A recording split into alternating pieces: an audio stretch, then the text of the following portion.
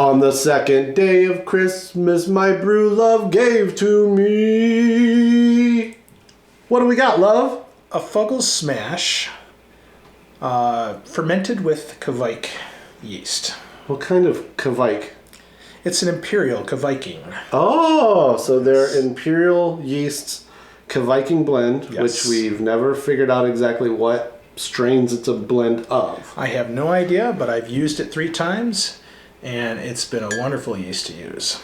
So our first day of Christmas was a pro beer collaboration. Our second is a homebrew from Barry. Tell us about this beer. This is a beer that you, a grist at least, or a grist and hops that you know well. Yes, this will be the 7th incarnation of this brew.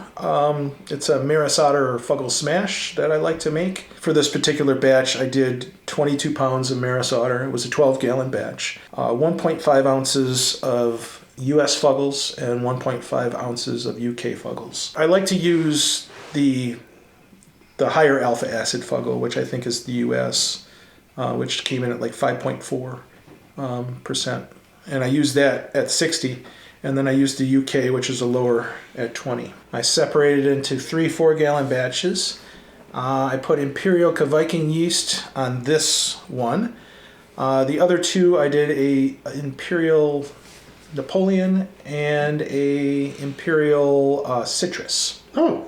So those 2 are still in my basement. Okay. When I get back from here, back home, I will dry hop the citrus one. I'm going to use lemon drop and Sabro.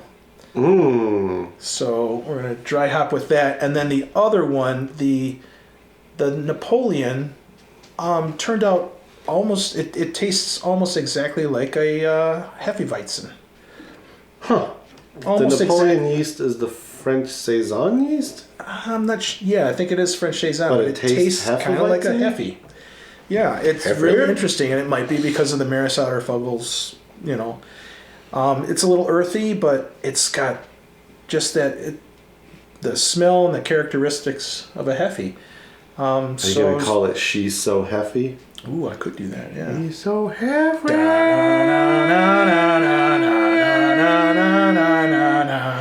Boom, boom, boom. Boom, boom, boom, boom. All right, so we figured out our parody song for when we do a true Hefeweizen shows how episode. old we are. So tell me about this third of the beer, man. What do you think about it? It's not carbonated, but you said it's not carbonated. It won't be for probably another week or 2. It's got some sweet overtones, I think, from the yeast. It's definitely kind of like a tropical.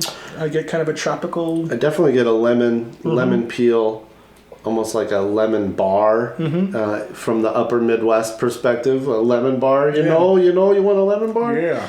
But because you can taste the lemon, but you can also taste a little of that like confectionery sugary thing, but the grains do come through. Like you're messing with Marris Otter, you're not going to get it's some bready and sweet. Personality. Yeah, it's bready and sweet. It's very bready. Yeah.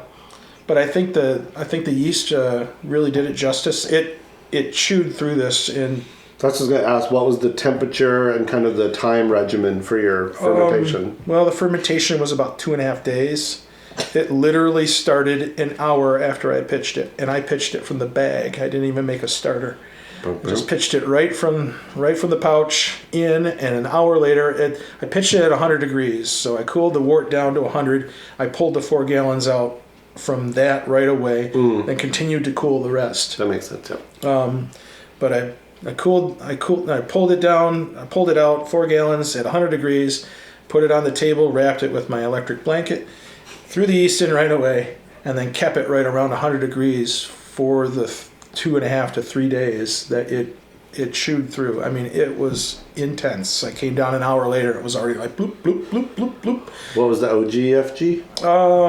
OG started at 1062.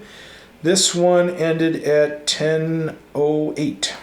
So about 7.6. I found that too when I did my split batch with I believe it was with actual Kveiking flakes from Ivar and with Kveiking in the other half.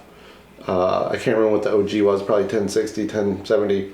But yeah, the dried Kveiking went to 1020, and the Kveiking went down to about 1010. So this seems to be kind of in lockstep a little bit. Yeah, it burned. But it doesn't fast. drink dry, which is the interesting thing. No, it still has a lot of sweet. Granted, it's not carbonated, but like even carbonated, this is still going to have a good grainy personality to it and a very fruity kind of thing happening. And I think that attributes to the yeast a little bit too. That fruitiness. Because Fuggles are not known to be a fruity hop, right? I mean, no, and I don't put a lot of earthy Fuggles. And woody, and yeah, it's supposed to be earthy and woody, and I don't put a lot of Fuggles. I did. So the yeast is actually. This is a good vehicle to see what this yeast is doing, because it's definitely creating fruit. Yeah. Big fruit. Yeah. Definitely. Lemon, lime, pineapple.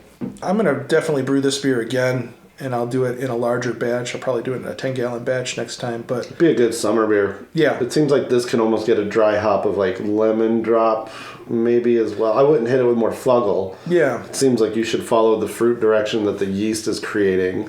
Yeah, I'm impressed, I think, more than anything by the sweetness and the balance, knowing that it fermented that low. Yeah. And I think that means it's a malt and yeast thing. Right. Which is cool.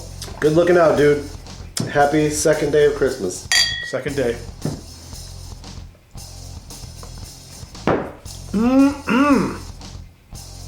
Now drink your water.